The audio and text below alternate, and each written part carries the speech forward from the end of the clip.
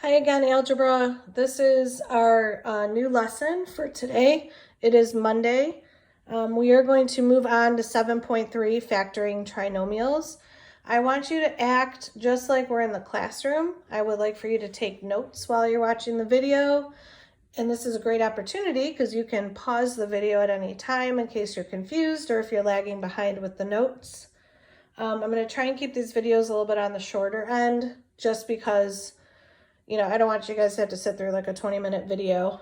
I'm also going to attach the PowerPoint that I would normally show you in class so you can see it and refer back to it if you need to. I'm also going to try to do the homework on like a Google form instead of having you have to write it out and then upload it because it seems like some people are having trouble with that in some of my other classes. So if not, I apologize. You might have to upload. Please upload to Google Classroom. Do not email it to me just because I've been getting about like 300 emails a day. So anyhow, we are going to start factoring trinomials. So remember, trinomials means you have 3 terms. So the trinomials that we're going to focus on today are going to look like this: ax squared plus bx plus c. A, b, and c are numbers. Okay, obviously the x's are the variables. We're going to focus on mostly some, I want to say like easy ones, if you will, where this a is going to be equal to 1, which makes life so much easier. Okay. What you're doing in this section, and I'm just going to cut through all the red tape that your book goes through, you're essentially doing FOIL backwards. I like to call it flowy. So we're trying to figure out how to get to our first terms and our last terms, and then we have to verify that our outside and our inside terms work. So I know that's a lot to digest, and when I do the examples, hopefully it'll be a little more clear. But I want you now to start thinking about the term flowy, which I made up. I don't know if anybody else uses it, but I use it. So we're going to go right into a problem. So first example, I want to factor x squared plus 10x plus 24. All right, here is what I do. When I factor trinomials, I set up 2 sets of parentheses. Most of my problems are going to end up looking like this. Okay. Then I look at my signs. Since I have 2 positive signs, I'm going to have a plus sign here and a plus sign there. So I've kind of set up the basics of the problem. Okay, now the next thing you want to look at is your first term, flowy, remember? First term is x squared. The only way to get x squared is by taking x times x. So my term here is going to be an x, and my term here is going to be an x.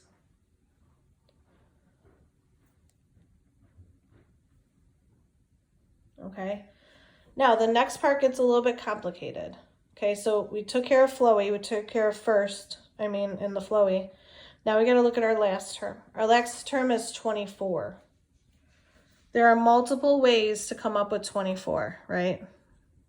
You can do 1 times 24, you do 2 times 12, and you can do 3 times 8.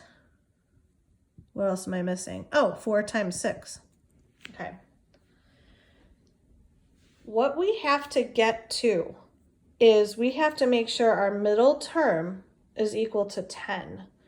So when you have 2 positive signs here, I have to see which one of these, if I add them up, equals 10. 1 times 24 does not equal 10, does it? Nope. How about 2 plus 12? Nope. 3 plus 8 equals 11. Close, but no cigar. And how about 4 times 6? Yes, that equals 10. So I'm going to plop a 4 here, and I'm going to plop a 6 there. This is your answer. Okay. I know that's like, whoa, whirlwind, crazy, crazy, crazy.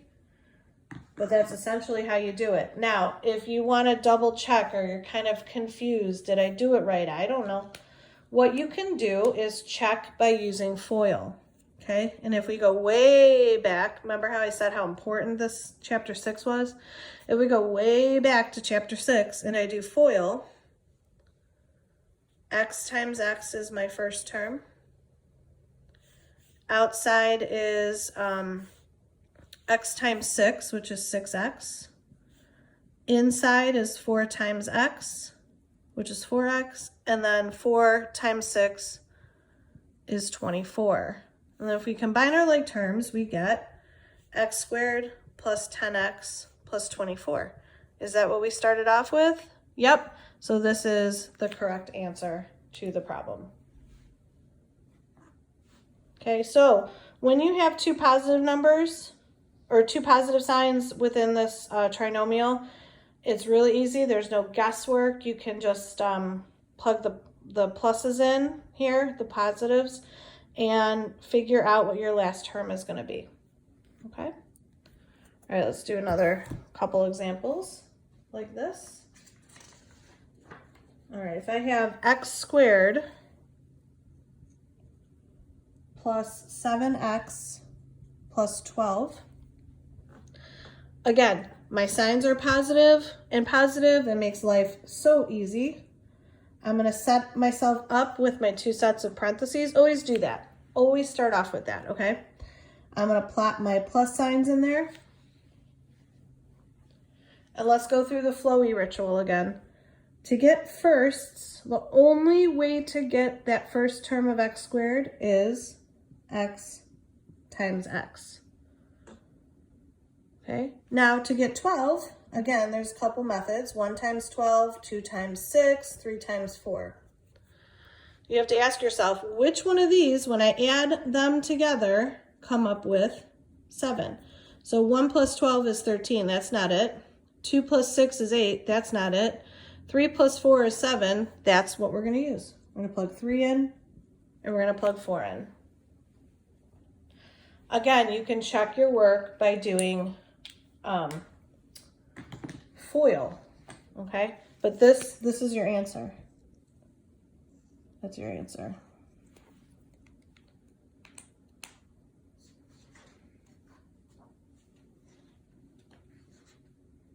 Okay, now, next one is a little bit more tricky, but still kind of along the same lines of what we're doing, okay?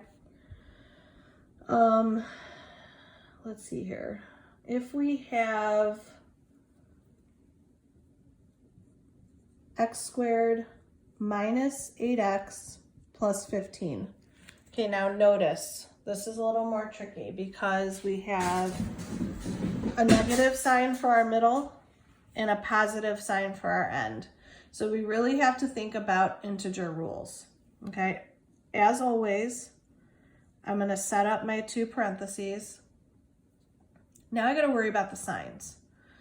So to get a positive last number here, you can either multiply two positives or you can multiply two negatives. So up here we had a positive for the middle term, so we knew it was going to be positive. But now we have a negative term, so these are both going to be negative signs in there. And I'll show you when we check our work why that works, okay? So again, go do your flowy process. First term is x squared. The only way to get x squared is x times x. To get 15, which is our last term, is you can do 1 times 15. You can do 3 times 5, and that's it. Sorry, my square is squeaky. 1 plus 15 does not give us 8, does it? It gives us 16, so that can't be it. 3 plus 5 gives us 8. So I'm going to plop a 3 in here and a 5 in here. And that's it. I'm done. This is my answer. To check it, you're probably like, why is she using negatives now? Like, what's going on? To check it, again, just do FOIL. First terms, x squared. Last terms, -3 times -5 is -15. Oops, I did it backwards, my bad. Outside is x times -5, which is -5x. And then last is no, we did last already. Silly. 3 times, -3 times x is -3x.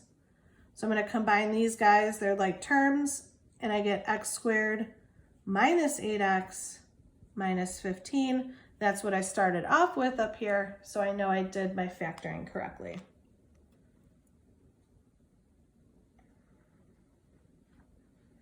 Okay, so those first couple of examples there are like in the similar kind of family where the last term is positive. Okay, now, which I think is probably the hardest part of this lesson, is if the last term is negative. So this is going to be a little bit more tricky. Okay, so I'm going to do an example here with a negative last term. Excuse me. When you have a negative last term, the only way to get a negative number through multiplication is by multiplying a positive times a negative. So this time, when we set up our parentheses, we're going to have one positive and one negative. Now, if you noticed on the previous examples, the order of where you put those numbers, like the 3 and the 4, or the 3 and the 5, it didn't matter because the signs are the same. This time, order and positioning is going to matter. So if I look at the number 20 and I list out the factors, I got 1 times 20, I got 2 times 10, 4 times 5. Now, instead of adding these, make sure you're listening. Instead of adding these numbers together like we did in the previous example, we need to subtract them, okay? Because look, these are different signs.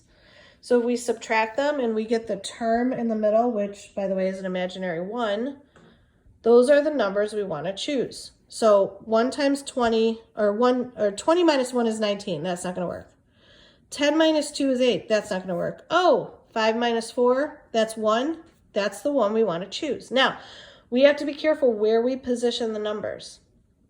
My middle term is positive. That means the bigger number, which is 5 in this case, needs to hang out by the positive number, and the smaller one needs to hang out by the negative. So this is your factored answer for that trinomial. Again, if you're not sure, or you don't believe me, or you don't believe the book, do FOIL. Okay, your first is x squared. Outside terms, x times -4 is -4x. Inside terms is 5x. And then last is -20. When you combine like terms, which are these guys right here, you get x squared plus x minus 20. That's what we started with. We did our factoring correctly.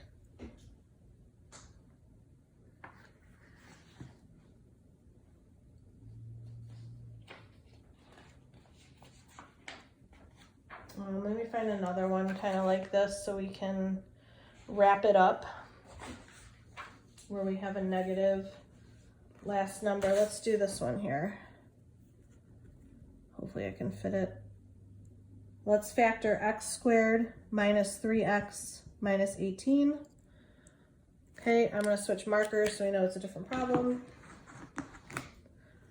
Again, we are going to set up with our 2 sets of parentheses. I got my x and my x to get my x squared. My last number is a negative, so I have to have one positive and I have to have one negative. Okay, again, if you list out your factors of 18, 1 times 18, 2 times 9, 3 times 6. We're going to find the difference between our factors. So 18 minus 1 is 17. That's not it. That's not right. That's a 3. 9 minus 2 is 7. That's not it. Oh, but 3 minus 3 is, I'm sorry, 6 minus 6 is 3. So these are the factors we want to use. Now be careful with your signs. Your middle term is negative, so the bigger number needs to go by the negative.